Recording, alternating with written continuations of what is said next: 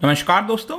Elon Musk जो कि काफ़ी न्यूज़ में रहते हैं, ट्विटर पर काफ़ी एक्टिव रहते हैं, उन्होंने ट्विटर को ही खरीद लिया है। मतलब कि वो लार्जेस्ट शेयर होल्डर बन गए हैं ट्विटर के। ये आप देख सकते हो, Musk takes 9% stake in Twitter to become top share holder इसकी वजह से अचानक से ट्विटर में जो है काफ़ी बड़ी उछाल देखने को मिल रही है। तो यहाँ पर ये जो इन्वेस्टमेंट है वो किस तरह का इन्वेस्टमेंट है? क्या वो पैसिव है, एक्टिव है? यहाँ पर जो एलॉन मस्क है उनकी पहले की चीज़ें क्या रही हैं? ट्विटर को लेकर उन्होंने कुछ पोल वगैरह कराए थे, सब कुछ हम देखेंगे इस वीडियो के अंदर। चलिए आगे बढ़ते हैं, लेकिन उसके पहले ध्यान रखना, अगर आप कोई भी कोर्स की परचेजिंग कर रहे हैं स्टडी आई के ऊपर, आप किसी भी एग्जाम की तैयारी कर रहे हो, यूपीएससी, जुडिशरी, बैंकिंग या फिर अगर आप स्टॉक मार्केट के बारे में सीखना चाहते हैं, सिंपली आप हमारे ऐप पर जा सकते हैं या फिर वेबसाइट विजिट कर सकते हैं। वहां पर आपको कोड इस्तेमाल करना है अंकित 33। इससे आपको डायरेक्ट जो डिस्काउंट है मैक्सिमम वो मिल जाएगा। साथ ही साथ अगर आप एमसीक्यूज अटेम्प्ट करना चाहते हैं तो मेरे इंस्टा पेज पर जा सकते हैं, वहां पर स्टोरीज में जितने भी एमसीक्यूज हैं उसको आप अटेम्प्ट कर पाएंगे। चलिए शुरुआत करते हैं। सबसे पहले हम देखेंगे अभी एग्जैक्टली हुआ क्या है।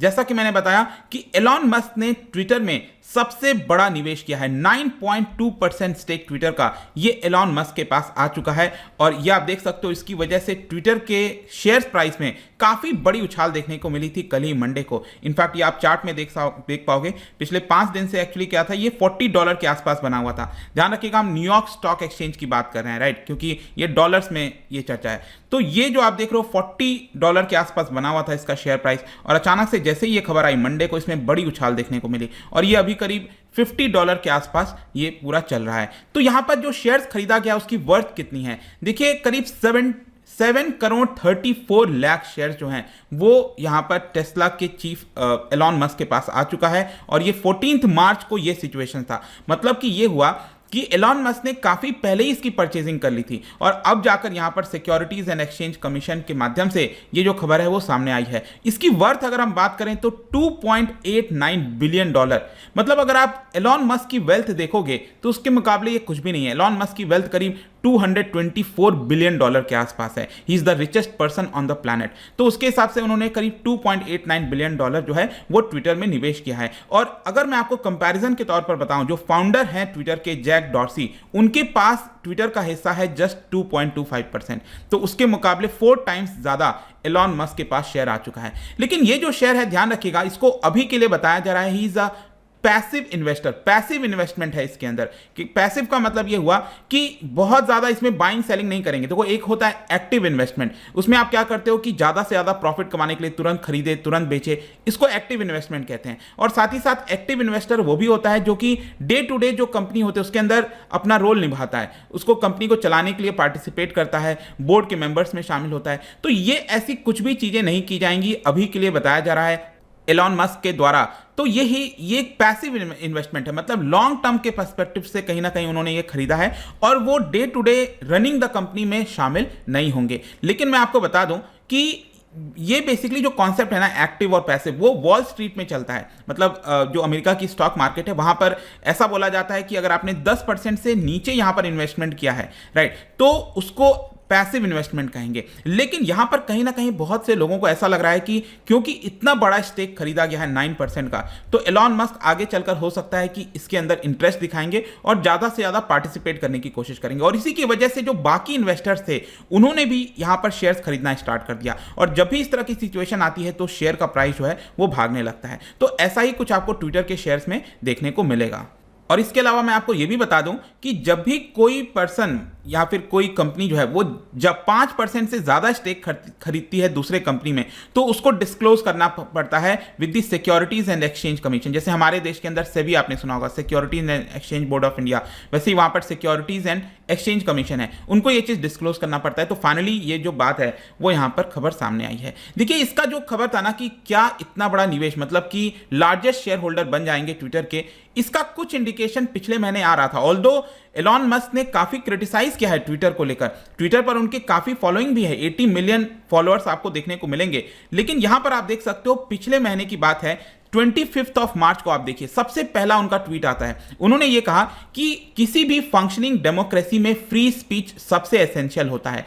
तो उन्होंने एक क्वेश्चन पूछा अपने सभी फॉलोअर्स से और ये पूछा कि डू यू बिलीव कि ट्विटर जो है ये इस प्रिंसिपल को फॉलो करता है कि नहीं करता है। तो देखिए यहां पर ज्यादातर लोगों ने 70% लोगों ने कहा नो और सिर्फ 29-30% लोगों ने कहा यस फॉलो करता है। और उन्होंने ये भी कहा था इस ट्वीट में, अगला ट्वीट उनका ये भी था कि आप बहुत केयरफुली इसको वोट करिएगा क्योंकि इसका कॉन्सिक्वेंसेस भी हो सकता है। मतलब आप ये जो ट्वीट कर रहे हो इसका कुछ कॉन्सिक्वेंस होगा। उन्होंने कुछ इंडिकेशन दिया था पिछले महीने और जब ये रिजल्ट सामने आया, मतलब एक दिन के बाद 25 को उन्होंने पोस्ट किया, फिर 26 को ये रिजल्ट सामने आया कि 70% लोगों ने बोला है नो कि ट्विटर जो है वो फ्री स्पीच को फॉलो नहीं करता। और उसके बाद अब आप देखिए यहां पर अगले दिन उनका ट्वीट आता है given that Twitter serves as the de facto, मतलब आज के डेट में आप देख रहे होगे ना कि यहां पर फ्री स्पीच का जो प्रिंसिपल है, जो कहीं ना कहीं चीजें हैं वो पब्लिक प्लेस में ट्विटर को फॉलो करना चाहिए क्योंकि ट्विटर एक माध्यम बन गया है जहां पर सभी लोग आते हैं और अपनी बातों को रखते हैं।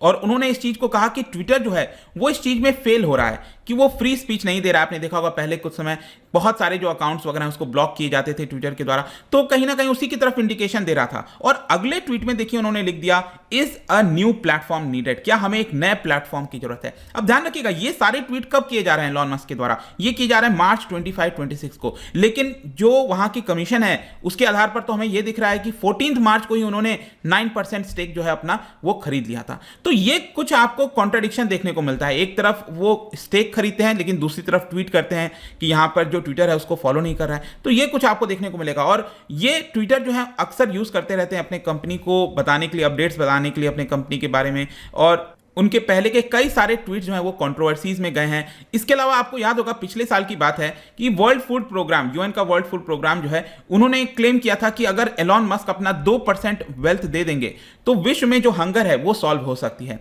तो इसी को लेकर एलॉन मस्क ने ये कहा कि चलो ठीक है, अब मैं अपना 2% जो स्टेक है वो दे देता हूं, मतलब कि $6 बिलियन का जो वर्थ है वो मैं टेस्ला स्टॉक को बेच दूंगा।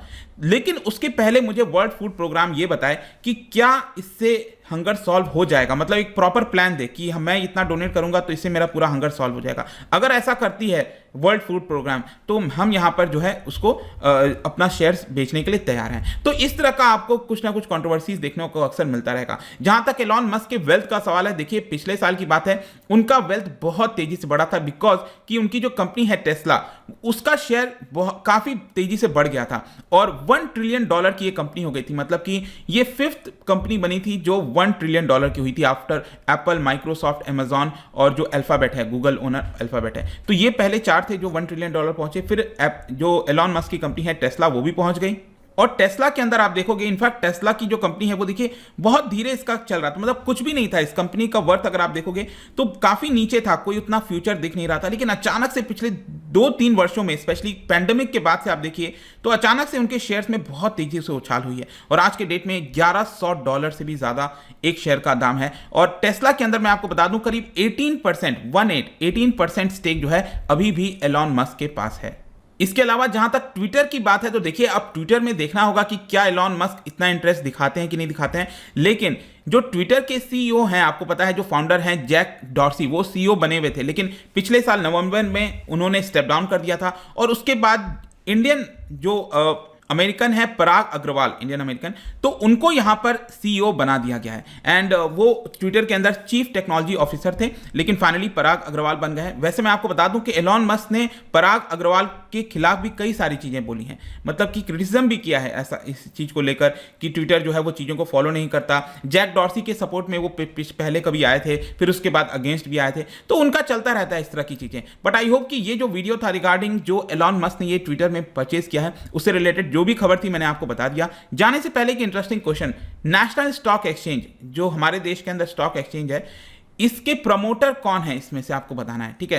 नेशनल स्टॉक एक्सचेंज के प्रमोटर, इसका राइट आंसर आपको पता ही होगा, मेरे इंस्टाग्राम पर तो मिलेगा ही, वहां पर अगर आप नहीं हो कोई बात नहीं, टेलीग्राम से भी ले सकते हैं इसका सही उत्तर। मैं कई सारे जो एमसीक्यूज हैं वो यहां पर स्टोरीज में डालता रहता हूं। बाकी अगर आपको पीडीएफ चाहिए तो टेलीग्राम पर आइए, अलग अलग सोशल मीडिया पर भी आप जुड़ पाएंगे। साथ ही साथ यूपीएससी या फिर किसी भी एग्जाम की तैयारी कर रहे हैं, simply use this code Ankit 33 on our app या फिर वेबसाइट। आई होप की वीडियो आपको पसंद आया होगा। मिलता हूं आपसे next time, till then thank you very much, see you soon.